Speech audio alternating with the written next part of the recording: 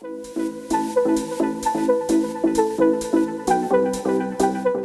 there was a question that popped up already on Slido that we'll start with, and just have a sort of quick 1-minute answer down the line from each of you. Some very clever products this morning. Do we have all the products we need, and it's just a case of implementing, or are we in need of more solutions? We'll start with you, as you're nice and warmed up. We've just heard from you, Nigel.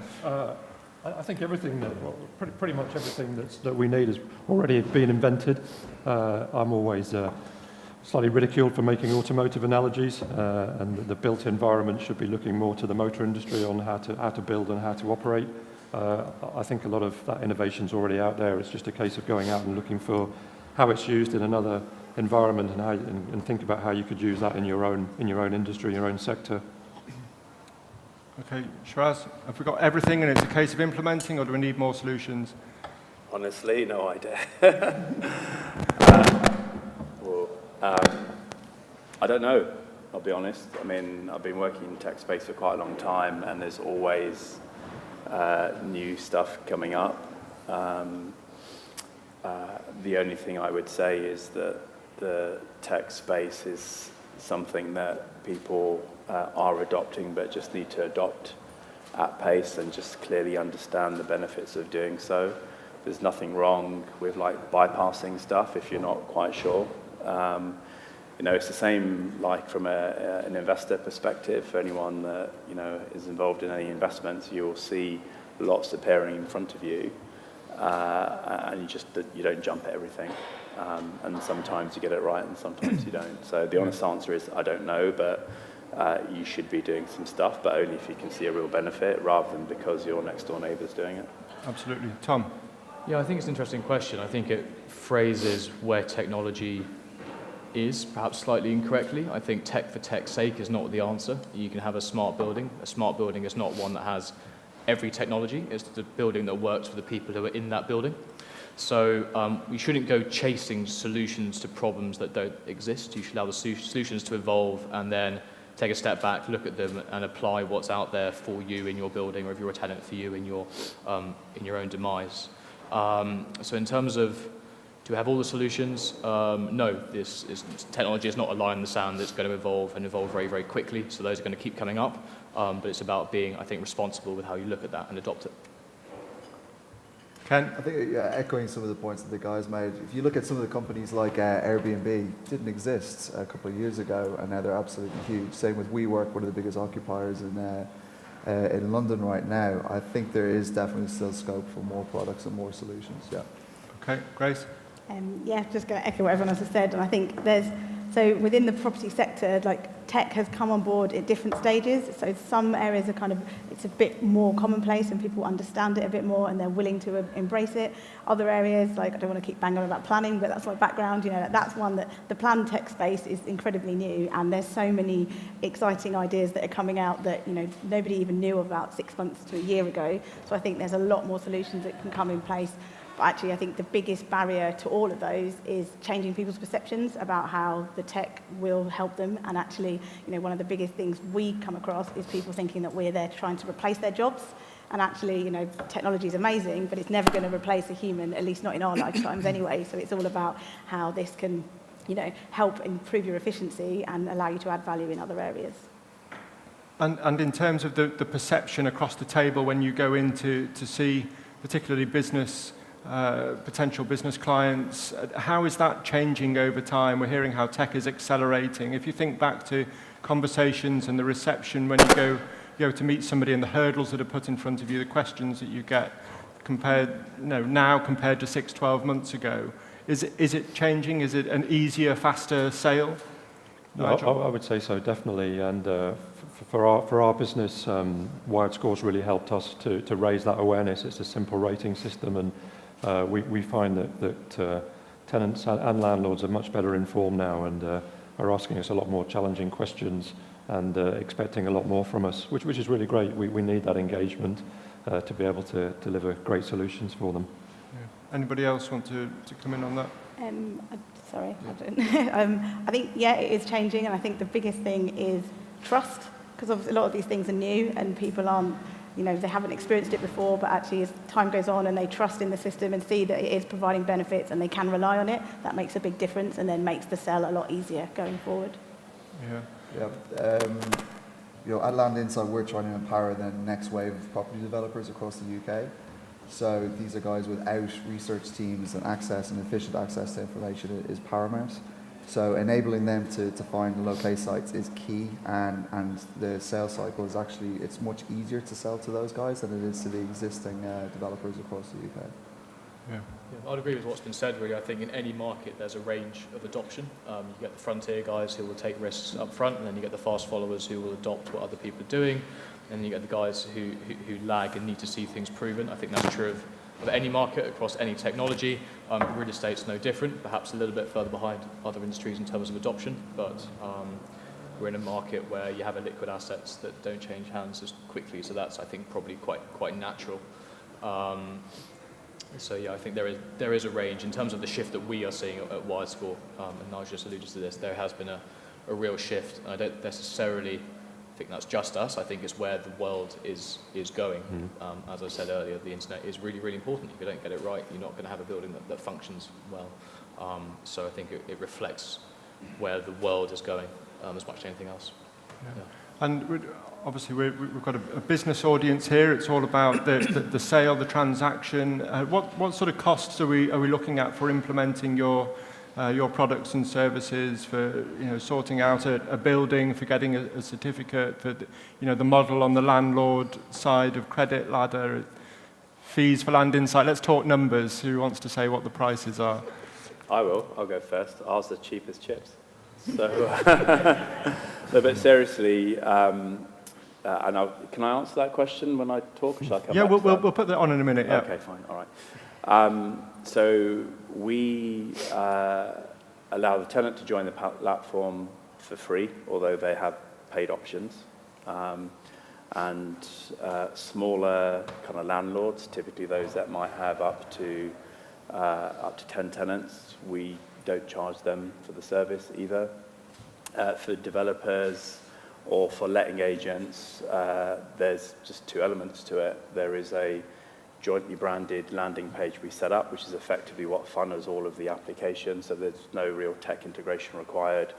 We typically charge £100 to set that up, and our monthly fees, depending on the size of the development, are typically between £29 to £39 a month, and that covers all of your tenants, typically up to about 100 units in each development or block. So if you have all those tenants on the platform, you're kind of down to pennies per month, because what we are not trying to do is actually make it, we're not trying to raise the barrier, because actually we think every single person that touches tenants themselves and also landlords should be adopting the service. So we're not using price to make that tough, we're using price to make that part very simple.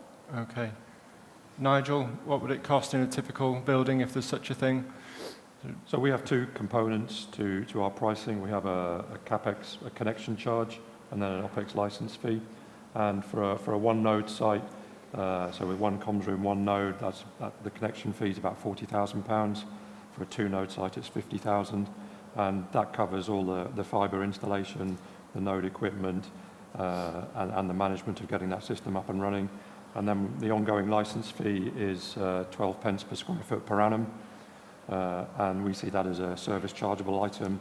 That covers the Wi-Fi for the reception, the riser management, and all the ongoing wayleave management and getting communication providers connected to tenants in the building.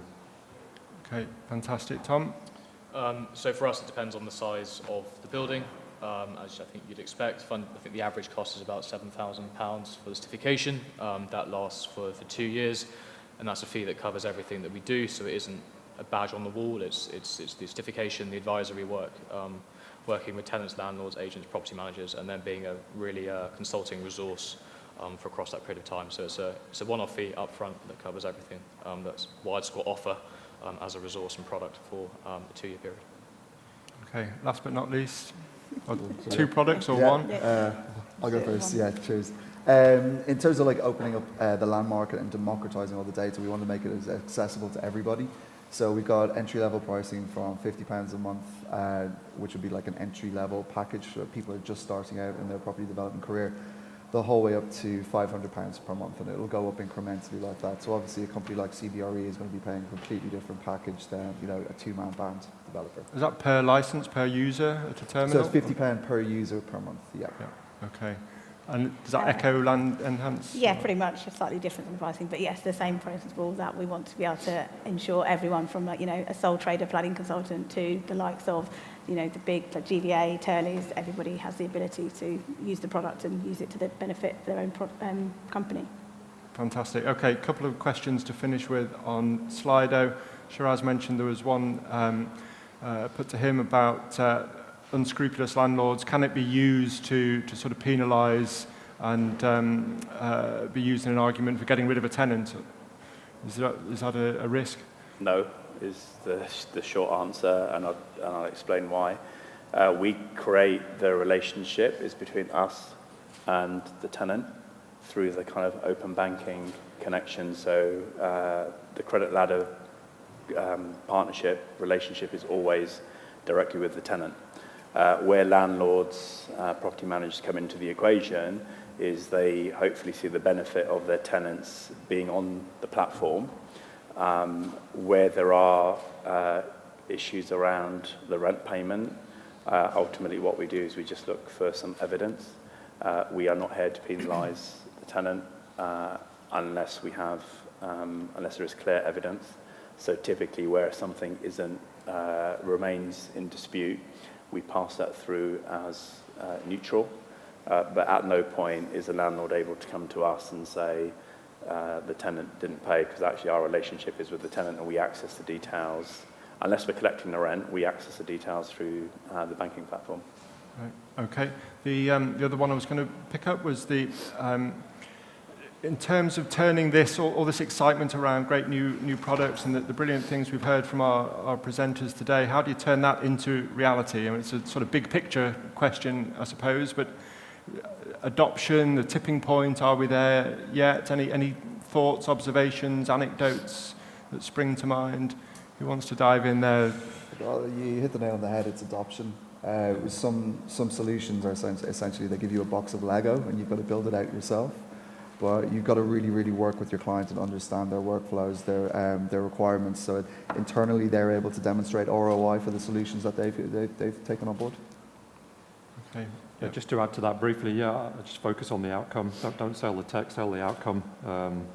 Node's just an enabler in a building, but if we get our infrastructure right and there's limitless connectivity in the building, then the world's the oyster for the tenants in that building. So sell the outcome. Absolutely, the benefits. Yeah. Tom, did you want to say go it's in? about packaging what you're doing in a really accessible way and making it as relatable as possible to your clients. The real estate industry is a smorgasbord of different interests and different outcomes from the business plans that are being adopted, and it's really important to not have a product where it's sort of one size fits all, but to make it as bespoke as possible and to get the information and the service that you're offering narrowed down to the people you're talking to, and then they will begin to understand why it matters to them, rather than being one sort of small cog in a big wheel. It's very, very bespoke and specific to what they want. Yeah, absolutely. Any human hands that want to go up to ask from the floor, as well as, I think that was slightly ahead. We'll go there and then the gentleman at the next table. Hi, my name's Dave Judge. I was wondering whether I was trying to lead on from the excitement question, really. Do we need someone to create an OS for buildings rather than the constant battle we seem to have between kind of building management systems and San Francisco's products? Or is anybody already doing that? There's a lot of building management system products out there, maybe too many. Do they need to consolidate? So you're asking is less more, are you? Sorry? You're asking is less more, is that what you're... Yeah, well, I'm asking, it just seems like there's this complete difference between the building management systems that mechanical electrical engineers put in to benefit the landlord that's rock solid and risk-free, and then the Internet of Things, which is this massively vibrant world of products operating through wireless systems into our mobile phones and devices. And the two seem like a bit like oil and water at the moment. And it feels to me to make that work, we need like a building OS. Yeah. So building management systems have migrated from sort of analog to sort of PC-based, and now they're becoming much more integrated, and you're seeing middleware cloud platforms that are much more friendly to use, more graphical user interfaces, and I think you'll see that as a trend continuing, and it'll be much easier for somebody that hasn't had to go on a training course for a particular manufacturer's system to actually understand how to operate and control systems, and you'll be able to mine the data from those systems and run your buildings a lot more efficiently. We see sort of Node version 3, Node version 4 as adding that as a bolt-on to the service that we operate. Okay. Anybody else? A Windows or iOS for buildings? Well, I think we're already moving into that space. I think, just to echo what Nigel just said, I think it is happening. It's not going to be, I think, as straightforward as that. It's going to be a platform that the landlord adopts and then sort of bolts on different products that exist out there and find a way of, I guess, getting across the benefit of those two tenants in a really streamlined and meaningful way. I think that is happening.